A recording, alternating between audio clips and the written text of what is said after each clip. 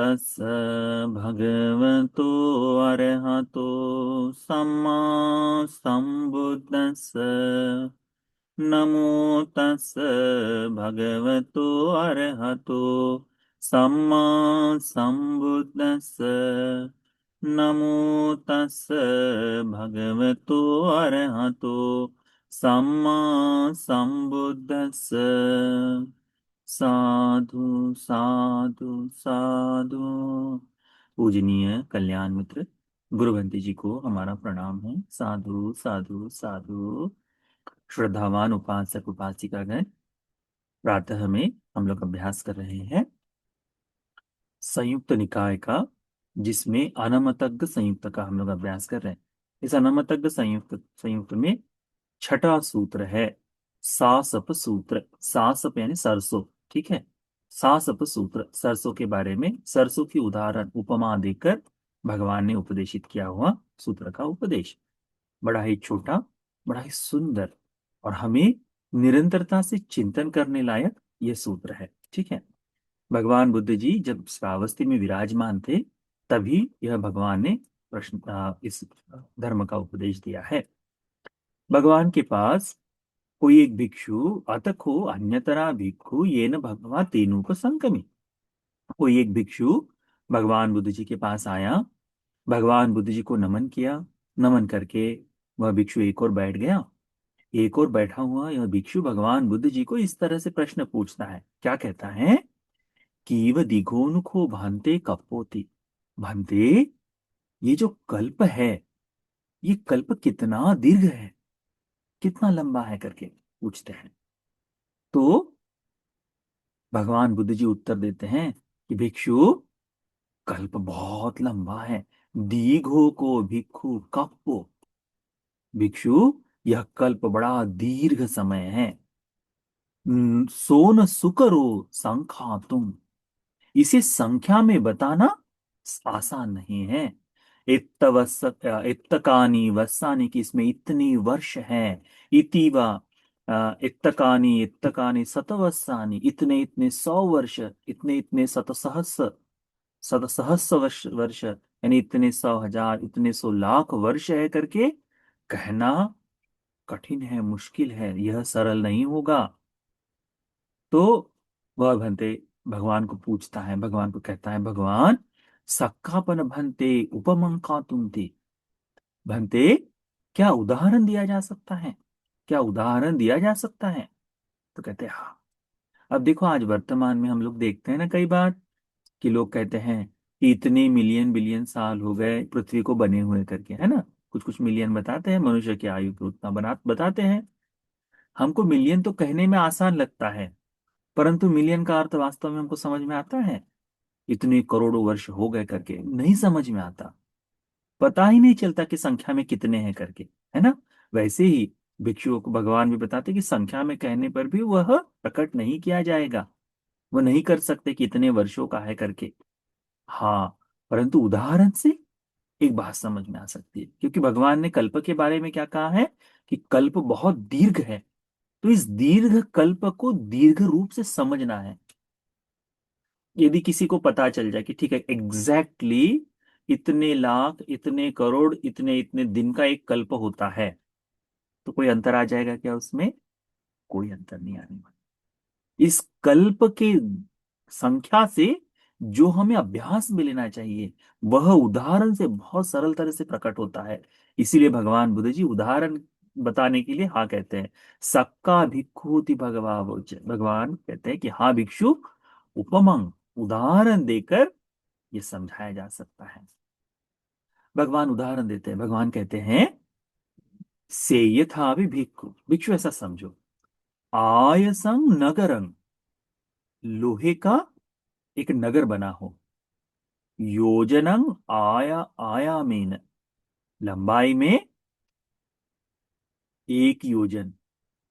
वित्थारेन, चौड़ाई में योजनं, ठीक है।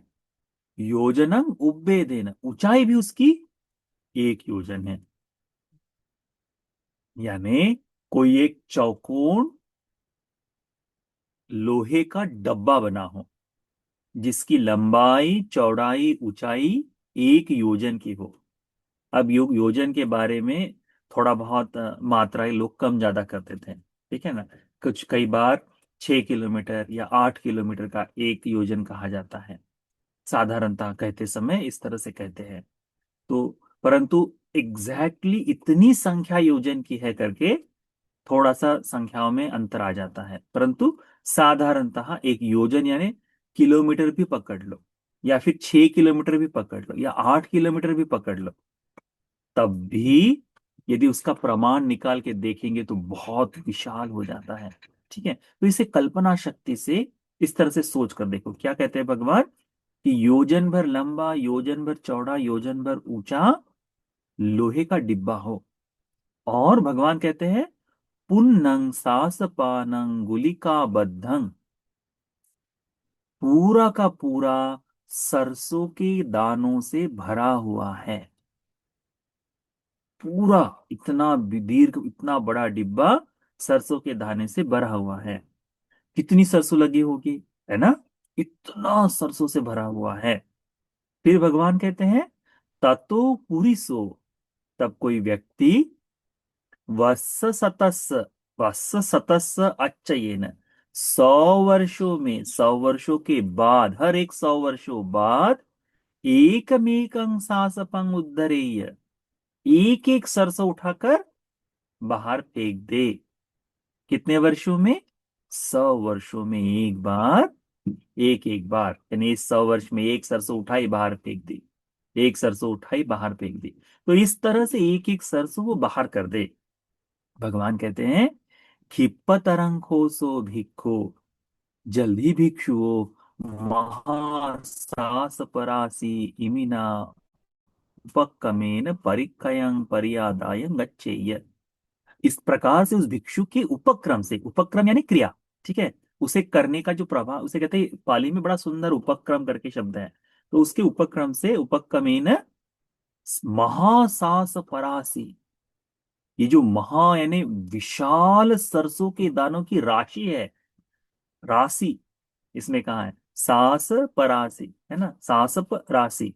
तो सरसों के दानों का इतना बड़ा जो ढेर है, इस क्रिया से कि एक एक दाने को फेंक रहा है, एक एक दाने को फेंक रहा है, परिदायं परिक्षयं परिदायं गच्छे, क्षीण होता चला जाएगा, क्षीण हो जाएगा, नष्ट हो जाएगा।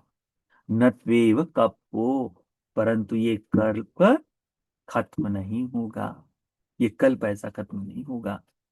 एवं दीघो खो भिक्खु कप्पो, भगवान कहते हैं इतना दीर्घ है यह कल्प, इतना दीर्घ है यह कल्प करके भगवान बुद्ध जी भिक्षु को बताते हैं।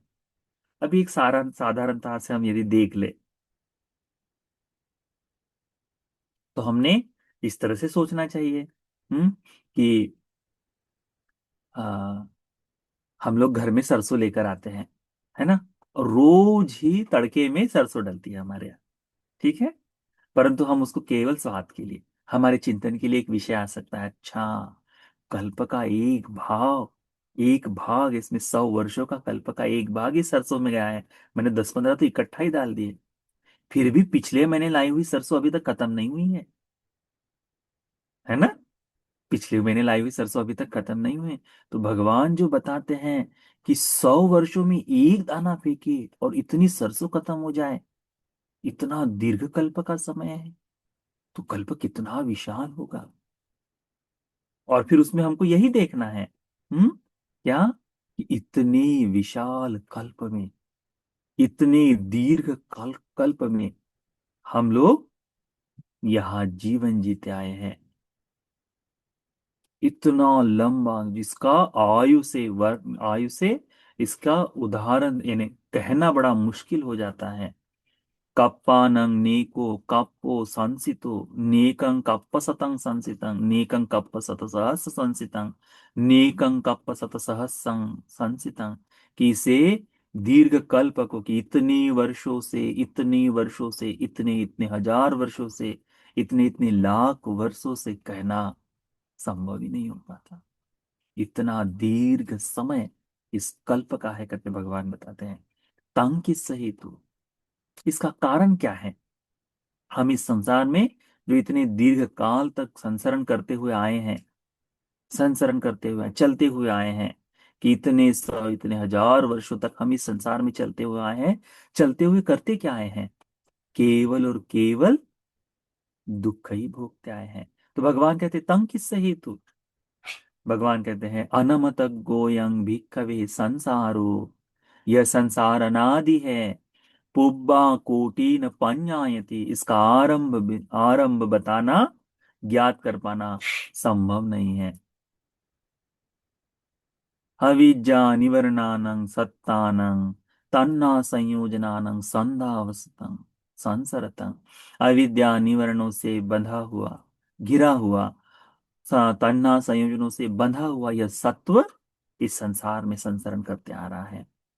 तो ये जो जितने कल्पों की उदाहरण उपमा भगवान देते हैं हमें, आप और मैं इन कल्पों में रह चुके हैं। इन सारे ही कल्पों में हम लोग जीवन जीते आए हैं, मनुष्य बनकर, जानवर बनकर, प्रेत बनकर, है ना, निरय में, दिव्यलोक में, इस तरह से हम कल्पों में चलते हुए आ रहे हैं। और हर बार हर जन्म में आकर हमें लगता है कि अरे ये जन्म तो बहुत सुंदर है, और वह भी अकुशल कुशल के सहारे करते करते करते पुनः कर्मानुरूप यहां से वहां जन्म लेते चले जाते हैं। भगवान कहते हैं, इतने दीर्घ काल तक हम जन्म लिए, उसका हेतु क्या है? उसका हेतु है यह अविद्या निवरण। अविद्या का जो आवरण है वह तन्हाओं का संयोजन, बंधन जो है तन्हाओं का, वह यही हेतु है इसका।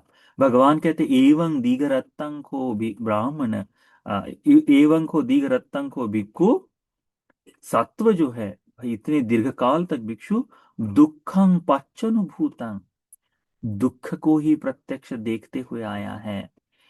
तिब्बं पच्चनुभूतं, तकलीफ को ही, कटुकता को ही, कठिनाई को ही जीते आया है। व्यसनं पच्चनुभूतं, इसी दुख के आहार में पड़ा हुआ, इसी का व्यसन करते हुए चलते आ रहा है। कटसी वड्ढिता, केवल हड्डियों का ढेर, या फिर केवल शमशान की भूमि को ही बढ़ाते हुए आ रहा है करके भगवान कहते हैं। इसीलिए भिक्षु यावचिदं भिक्खु, भगवान कहते हैं अलमेव सब्ब संखारेषु निबृंधितुम, इसीलिए भिक्षु जल्द से जल्द इस संसार के सारे संस्कार के संसार के बंधन को, सभी संखारों को अच्छी तरह से समझकर उसके प्रति निवेद को जगाओ। अलंग विरज्जितुम, जल्द ही इसमें से वैराग्य जगाओ। अलंग विमुच्चितुम, जल्द ही इसमें से मुक्त होकर विमुक्ति को प्राप्त करो करके भगवान बुद्ध जी इस सरसों के दाने की उदाहरण उपमा देकर हमें धर्म को सिखाते हैं।